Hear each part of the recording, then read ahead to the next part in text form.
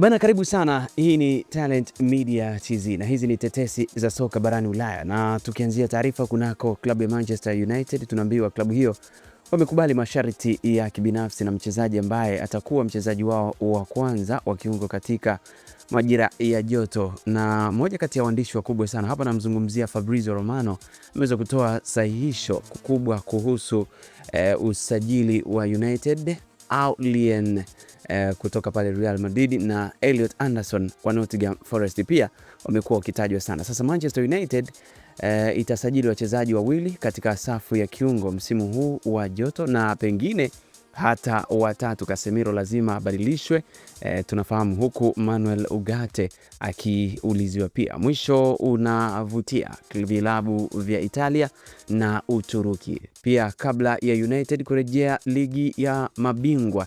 Meneja mpya wa kudumu Michael Carrick lazima aongezewe watu ambao wanaweza kuleta athari za papo hapo.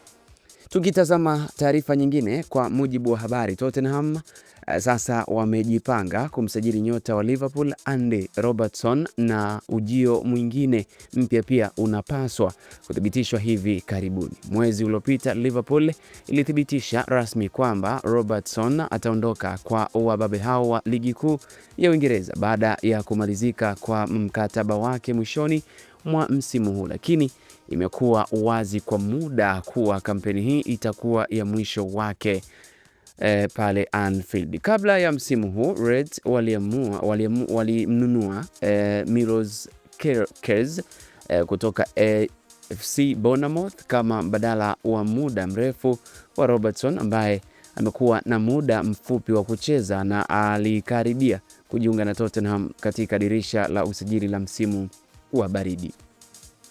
Tukitoka hapo tukielekea kunako taarifa nyingine, usajili ambaye amepewa matibabu kamili kutoka kwa gwiji wa uhamishaji. Fabrizio Romano amefananishwa na gwiji wa Brazil Kaka, na ripoti inayoeleza kwa nini uhamisho wa hivi karibuni wa Reds ni wa kushangaza. Sasa Liverpool na mkurugenzi wa michezo Richard Hughes walisifiwa kwa biashara waliojiondoa msimu uliopita wa joto. The Reds pia tunaambiwa walivunja rekodi yao ya uhamisho waliopotoa euro milioni 116 na kisha euro milioni 125 kwa Florian Wirtz na Alexander Isaac mtawalia pia. Baada ya miaka mingi ya kusajili wachezaji wazuri ambao Liverpool walikusudia kuwa wakubwa, imani ilikuwa tayari kununua bidhaa mbili zilizokamilika.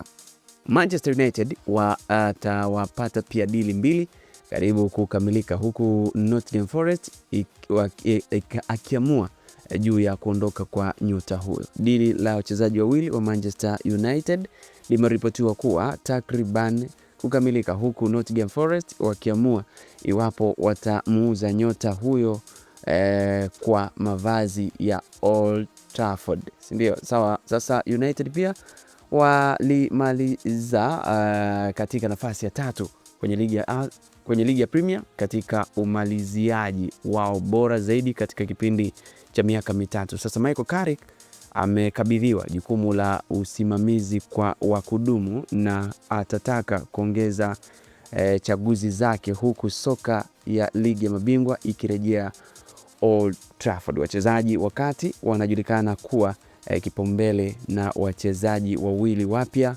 wanaohitajika katikati ya uwanja.